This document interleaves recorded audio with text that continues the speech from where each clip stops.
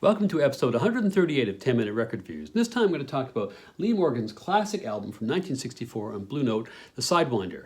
And what I have here is the 1984 Japanese reissue with the much coveted OBI strip, which sounds pretty darn good, like almost all Japanese pressings, in particular the Blue Note represses from that particular era. Absolutely silent vinyl.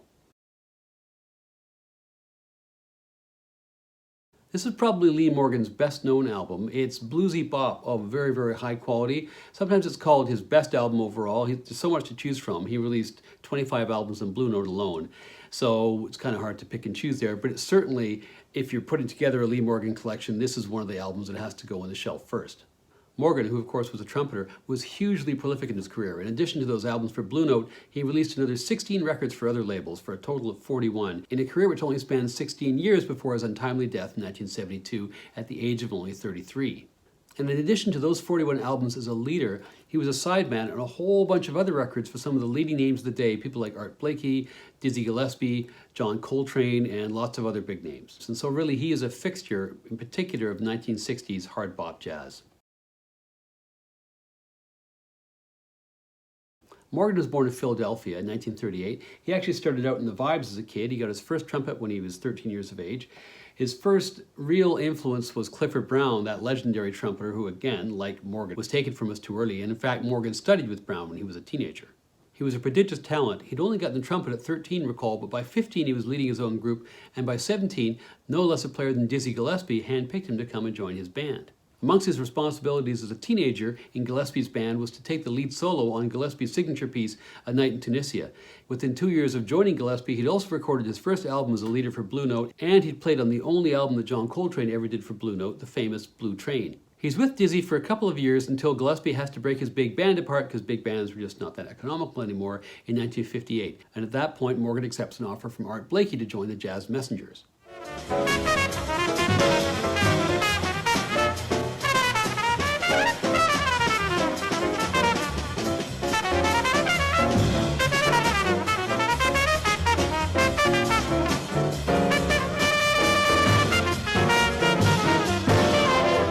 Played with Blakey for several years. He played on several classic recordings, including Monin. And when saxophonist Benny Golson left the band to go and form the Jazztet, Morgan reached out to a friend of his in Philadelphia, Wayne Shorter, to come in on sax. And that heralds a golden age for the Jazz Messengers. A whole bunch of classic albums released in that particular period of time. And those include Africaine, The Big Beat, A Night in Tunisia, and The Freedom Rider. But life wasn't all a bed of roses for Lee Morgan with the Jazz Messengers, because he had been introduced by Blakey to heroin, and his addiction to that drug was going to dog him for pretty much his whole adult life. By 1961, it had begun to affect his playing, and so Blakey had to ask him to leave the band, which is kind of ironic because it was Blakey's fault he was actually on smack in the first place. He goes home to Philadelphia, and on arriving home, he hears a radio report that he's actually dead, so he takes this as a bit of a sign, and he cleans up, at least in the short term. In 1963, when he's 25, Morgan had his life back together, and his comeback album is this album for Blue Note, the Sidewinder. This was a really significant commercial and pop cultural success, not just for Morgan, but for the Blue Note label itself. The title track with that punchy horn riff was edited down into a single, and it got into the top 25, which is kind of not quite unheard of, but pretty rare for a jazz record in those days. And it also got used as a commercial during the World Series without authorization, which led to a lawsuit and so on. But in any event, the commercial success helps to save Blue Note from bankruptcy. The song is also quite influential artistically because its so-called boogaloo beat was something that a whole bunch of other artists tried to copy in one way or another. And in fact, Morgan himself would return time and again to similar sounding songs. He does so in Cornbread, and he does so on other records as well. There's quite a few other artistic highs for Morgan during the rest of the 1960s, but his story comes to a sad and tragic end in 1972 when, at 33 years of age, he's shot dead by his partner at a club in the Lower East Side.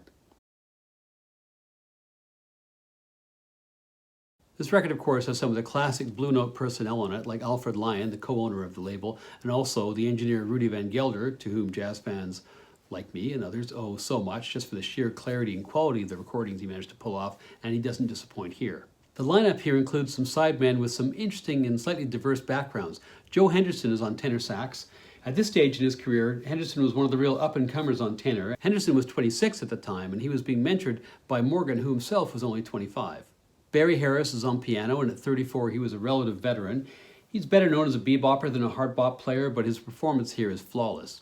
Bob Cranshaw is a double bass player, probably better known for the whole series of records he did as a sideman to Sonny Rollins. And the drummer is Billy Higgins, who had a lot more experience in more avant-garde settings with people like Don Cherry and Ornette Coleman. For him, this was a much more conventional date. The album begins with the title track, The Sidewinder. Now, oddly enough, Morgan had actually considered this song to be a bit of filler for the date. He didn't really think it was particularly great as a piece of art, and he was kind of bemused by the fact that this became basically his signature tune and such a massive seller. Sidewinder is weird. We go in, we finished the date, but we need one more tune. Lee goes into the bathroom at Rudy Van Gelder's, and he's in there 10 minutes, 15 minutes, 20 minutes. We're wondering, what is he doing? What's happening? When he came out, he passed this sheet of music around, and it was Sidewinder. And if you want a sense of what Morgan felt his playing really ought to be like, you have to listen to Gratian Monker's album, which was recorded just a month before Evolution. Much more avant-garde, much more experimental. The Sidewinder, by contrast, is much more commercial, more of a bluesy R&B feel, and so maybe it's no surprise that it was so commercially successful. The song head, of course, has that really infectious two-chord riff, starts off with the piano and then the horns come in. The first solo was Morgan's. It is typically exuberant style. His debt, I think, to Dizzy Gillespie is really clear on this. Then you have Henderson's first solo on the record, his really direct style, linear manner in which he holds his whole notes. Tonally kind of similar in the way his sax sounds to Coltrane, though of course their styles are very different. Harris then takes the turn on piano, and this is probably the bluesiest of the solos, but there are some jazz inflections and some slightly discordant pieces which he throws in kind of halfway through. And then Bob Cranshaw with his most substantial outing in terms of a bass solo on the whole record. Interestingly, the arrangement does not have everybody else dropping out, which was so common for bass solos, but everyone else is comping along underneath. Somehow or other, Van Gelder manages to mic him so he's perfectly audible. The song overall is a winner, and of course it was a tremendous hit, but it's not my favorite song on the record. That's actually the second and concluding song on side one, Totem Pole. This is a track which is named because of Morgan and Henderson's alternation on a bunch of, I think, a run of 6 notes in the head arrangement. The song overall, I think, is in a minor key, and it has a real kind of Latin feel percussively. Morgan and Henderson's solos play with motifs from the melody. The rhythm is changing frequently under the horns, keeping the same meter, sometimes more Latin, sometimes more straight-up hard bop. It's striking how much the rhythm undulates while still keeping the beat, and your attention is constantly fixed on what's going to happen next. Harris, Cranshaw, and Higgins are completely outstanding here. As for Harris himself, his solo is pretty spare, and Higgins and Cranshaw are playing with the rhythm underneath his solo as well. It takes a lot of concentration to play an arrangement like this, but these guys make it seem effortless, and it swings like crazy. Morgan's solo comes at the end, and it seems almost triumphant. Not surprising, because I think this song is a real triumph. It is, I think, maybe the best song in his whole catalog. Side 2 starts with Gary's Notebook, which is a song about a guy called Gary who had a notebook. No word of a lie. It's notable for the dual riffing by Morgan and Henderson during the opening parts of the song. The song has a real energy, a real kind of driving rhythm. Henderson takes the first solo. His playing is very restrained here, and then Morgan comes in. He too is kind of clipped and restrained at the outset of his solo. Then he gets into some very kind of dizzy-like runs later on. And then you have Harris's, probably his busiest solo of the whole record. Boy, What a Night follows, and this is a song which is kind of a looser arrangement. It's basically a bit of a blowing session, though I really like Henderson's solo here. And the album concludes with Hocus Pocus. Like so many of the other compositions here, the melody is composed of these crisp, biting, punchy horn riffs. Henderson and Morgan again are in great form and complement each other very well. Higgins then gets his fine little flourish, and then that's the end of the record. The overall feeling of this album is one of energy and springiness, which comes, I think, from the crisp head arrangements in many of the songs.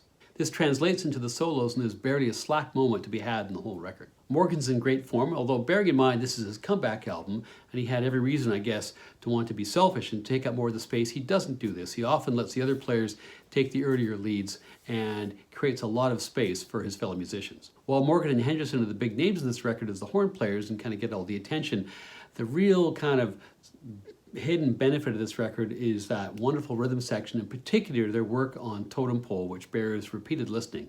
Overall, this is an important record to have in any collection of 1960s jazz or hard bop.